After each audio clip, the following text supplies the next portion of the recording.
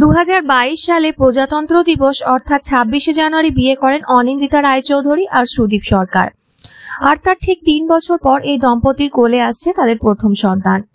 1 জানুয়ারি সেই সুখবর ভাগ করে নিলেন অনিন্দিতা আর সুদীপ তাদের সোশ্যালের পর্দায়।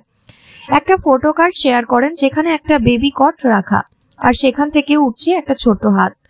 লেখা হয়েছে দেখা হচ্ছে বন্ধুরা, আর সঙ্গে লেখা মার্চ 2025, অর্থাৎ মার্চ মাসে সন্তান প্রসব করবেন সুদীপ ঘরণী অনিন্দিতা। দুজনেই মেগা নিয়ে বড় ব্যস্ত। বর্তমানে ফুলকিতে কাজ করছেন সুদীপ সরকার, আর অনিন্দিতা কাজ করছেন তেঁতুল পাতা সিরিয়ালে। বছরের শেষ দিনেও সেট থেকে নানা মুহূর্তের ছবি শেয়ার করেছেন অনিন্দিতা, অর্থাৎ অন্তঃসত্ত্বাকালীন অবস্থাতেও চুটিয়ে কাজ করছেন অভিনেত্রী। মাত্র 5 মাস প্রেমের পর গত বছর শৈশাবুত করে বিয়ে করেছিলেন অনিন্দিতা আর সুদীপ। কাছের বন্ধু ও পরিবারের উপস্থিতিতে 4 হাত এক হয়েছিল। লাল রঙের বেনারসিতে কোণে, সঙ্গে সাদা রঙের কন্ট্রাস্ট ব্লাউজ, সোনার গয়না, খোঁপায় ফুল, বউয়ের সাথে মানানসই ছিল সুদীপের সাজও। পাঞ্জাবির উপরে ছিল অনিন্দিতার শাড়ির সঙ্গে ম্যাচিং করা জহর কোট। আইনি কাগজে সই করে বিয়ে করেন তারা।